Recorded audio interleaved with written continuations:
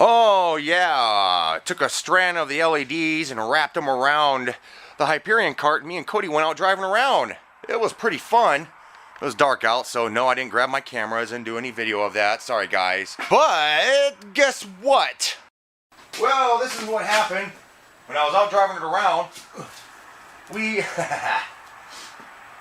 The engine started doing the same dang thing that it did before. It started bogging down, and we were like a mile away from home here.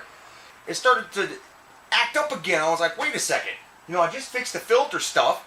That shouldn't be happening. I got off and I thought, well, maybe I should, you know, see what's going on. And I adjusted the choke, and I put the choke on almost 3/4 of the way, and it started working just fine. I couldn't open it up completely and get it up to full speed. I had to kind of just, we just cruised around after that. Then I stopped and I got off and I tested out again. I completely turned the choke off, tried to give it gas, and it was just like, just wanted to die. So I put the choke back on, you know, 3/4 of the way, not fully, but about 3/4 of the way, and then I could go, and then we came home. The engine, when I started the engine up, you know, you're normally not supposed to operate your engine with the choke on, obviously, because the choke is there to start the engine, etc. Well, when I started the engine, it started up great. And it ran and it ran and it ran. I let it actually sit for about 5 or 10 minutes, letting the engine get all nice and hot before I decided to take it out. You know, yeah, we drove a ways, and then it started acting up again.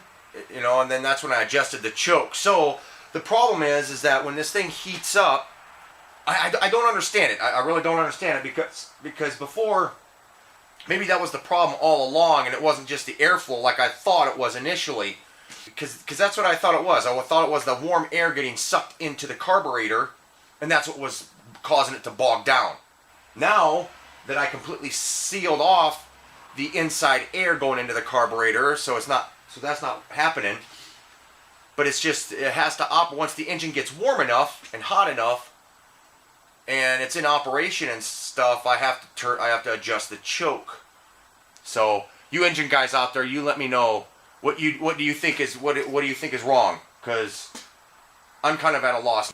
You know, normally you put the choke on to cut off the airflow into the engine, so it's richer, so the engine can start. But over time, the engine starts getting hot, and now it needs to be richer fuel going into it, so for it to keep going. So I don't know. I'm kind of at a loss now. What do you guys think I should do? I mean, I could probably operate it like that, but I really don't want to. It's too much of a pain in the butt to drive it around and sit there and constantly wonder when the engine's going to start to bog down, so I have to open up the flap and adjust the choke. It shouldn't do that. So I should operate and stay in operation. So, yeah, what do you guys think's going on? When the engine gets warm, I have to operate it with the choke on. But anyways, guys, I'm going to be watching the comments closely, very closely, and you guys let me know what I should do about this thing. Why is the engine operating in that fashion? And remember, I'm not an engine guy, so don't be contacting me about your engines, because I don't even know how to fix mine. And like I've said in previous videos, you can jump over to my website and help support the content. Be a supporter. Awesome. I've got still 3 people over there, which is kind of confusing, but yeah. So jump over there and become a contributor. See you guys in the next one.